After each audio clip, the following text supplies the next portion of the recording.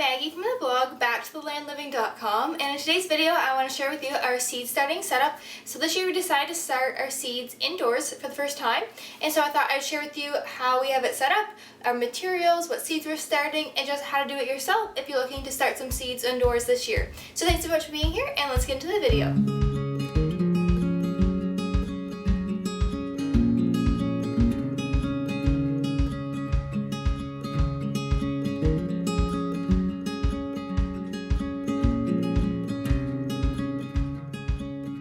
So to start your own seeds, you're going to need the seeds themselves, you're going to need soil, some trays or something to start them in, a light source, and a source of heat. So when you think about planting your garden and you think about what vegetables you want to have in the garden, to know if they need to be started indoors or not, you can just look on the back of your seed package and they'll tell you how soon to start them indoors. So indoors we have started all of our tomatoes and our peppers, and then we've started our onions and our leeks, and then we've also started things like cabbage, Brussels sprouts, broccoli, our flowers, our watermelon, and things like that. So I'll leave a complete list on the blog and below of all the seeds that we have started here in our setup. So we decided to use this metal shelf to set up our seeds on, but you could use whatever you have. You set them on a table, whatever space you have available. And then the next thing you need to consider and that we bought were lighting. And so you can either go with LED lighting or fluorescent lighting. And so we went with both. Initially we bought 3 of these LED lights, and we went with them because they're more energy saving and we plan to go off grid in the future. So we decided to buy those now. But we found we had one light on each shelf, and we found that was not enough. And so they were stretching to the light, and so we decided to double up on top here with our cabbage and watermelon, things like that.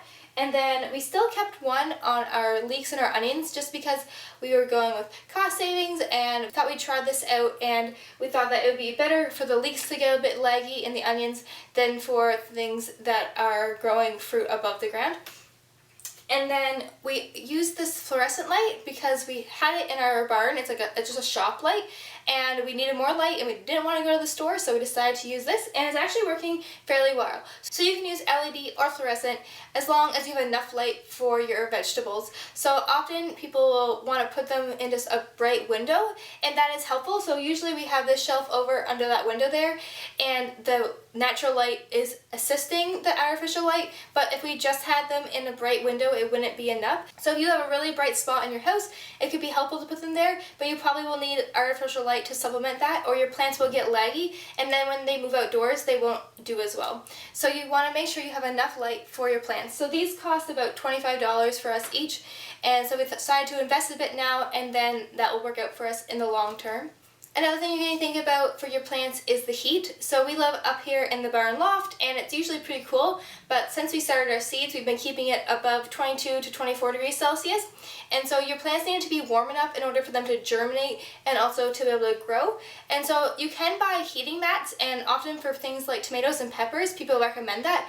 But we actually couldn't find one in our local area, and so we just decided to try it without them, and they have germinated. They took a little bit longer than the other plants, but still within pretty well a week they have germinated and they're starting to grow.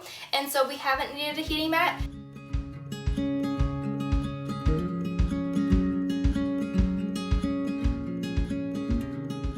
After you have your setup and your lights, the next thing to think about is what you're going to plant your seeds in.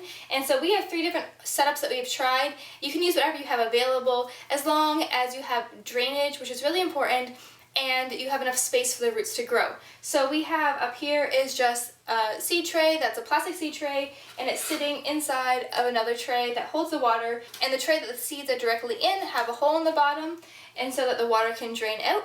So for our onions and our leeks, we decided to just put them in one big tray, fill it with soil that has holes in the bottom of the tray, and set it inside another tray that does not have holes in it. And we thought we'd try this method out for our onions and for our leeks.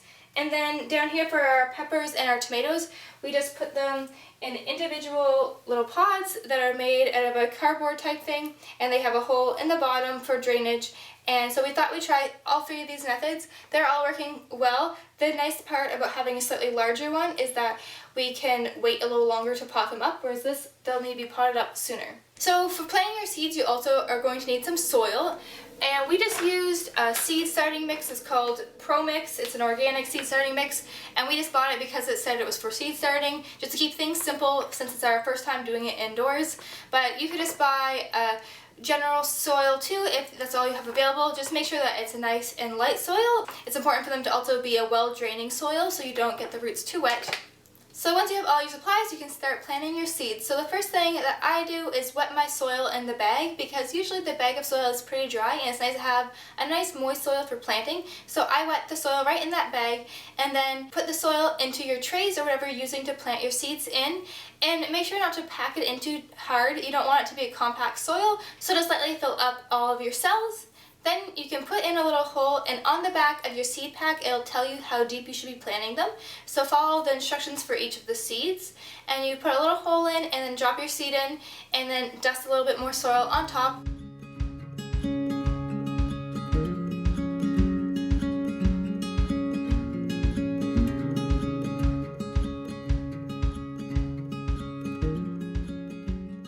So at this point, it's important to label each of your seed rows. It can be easy to think that you're going to remember, but you probably won't. I know, at least I won't remember. So use whatever you have and just label your seeds with what they are so that you know throughout the season what you're growing.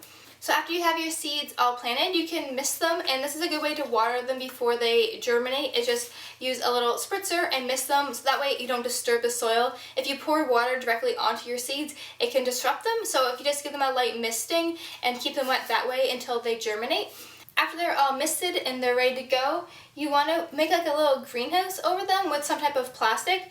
And so this year I used this greenhouse dome for one of the trays that it came with, and that worked pretty well, but I didn't have it for my other trays, so I just used a piece of plastic. This is just a Ziploc baggie that I cut down the sides, and I laid this over it, and it actually worked really well. So I kept this on until they started to germinate. So once I saw some green popping up, I took this off so they could grow up and it wasn't smothering them or anything.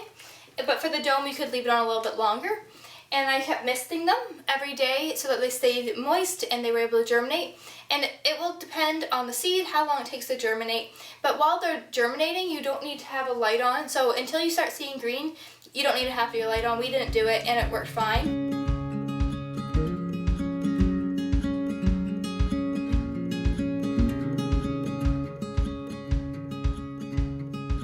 So after they've germinated, we take off the plastic, except for the taller dome, we can leave that on for a little while, and we start turning the lights on. And so we leave our lights on for about 12 hours a day. We turn them on around 8 and turn them off around 8.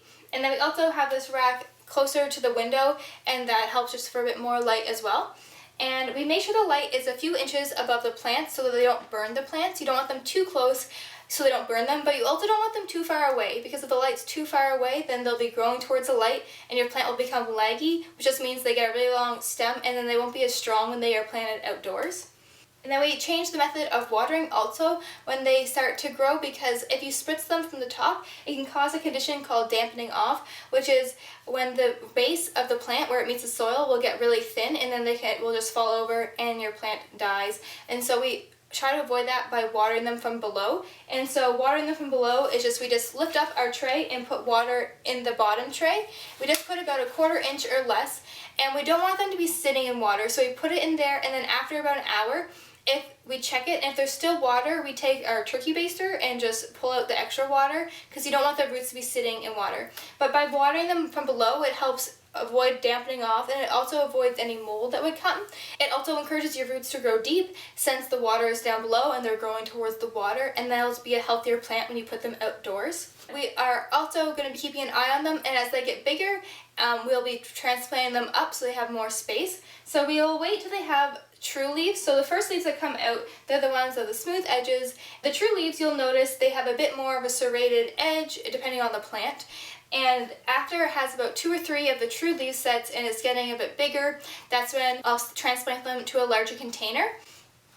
And I'll just use whatever I have that I can either put holes in the bottom or that have holes in the bottom, so there's good drainage. And so we want to make sure that there's enough room for the plants to grow and not be root bound. And also, as I get more leaves, so after they have about 2 or 3 of their true leaves, I will start fertilizing them a little bit, just with whatever fertilizer I have on hand. If you want them to be organic, you can use an organic fertilizer, but that will make sure that they have enough food and they're not depleting the soil completely. So we're going to be keeping them growing in here and making sure they have enough light and water and eventually fertilizer until it's time to put them outdoors, and that will be after the last hard frost that we have, which probably won't be until around the beginning of June here in New Brunswick. That's what it was last year, and so we'll see what the weather is, but that's why we started our seeds about 2 months before our last frost. So once our last frost date comes, we'll be moving them outdoors, and before we move them outdoors completely, we'll be hardening them off. So it's taking them outdoors for a little bit the first day, maybe quarter of a day, then the next day a half day, and then a full day, and that gets them used to being outdoors and hardens them off. Also, one thing we're going to be giving them in here, and we have been giving them, is some wind. And so we have a fan that we've been moving around to each shelf and just giving them a bit of a light breeze. They're a little bit small right now, but as they grow, we'll be giving them some more wind. And so if you have a fan, that's really important to give them some airflow. And so if your plant doesn't have any airflow, it can mold, or it can make it a weak. So the airflow helps strengthen the stem and makes them more successful when you plant them outdoors. And if you don't have any source of wind or a fan, you can just take your hand and go like this every now and then, and that also helps just build their strength. But the fan is good for also keeping down any molds and things like that.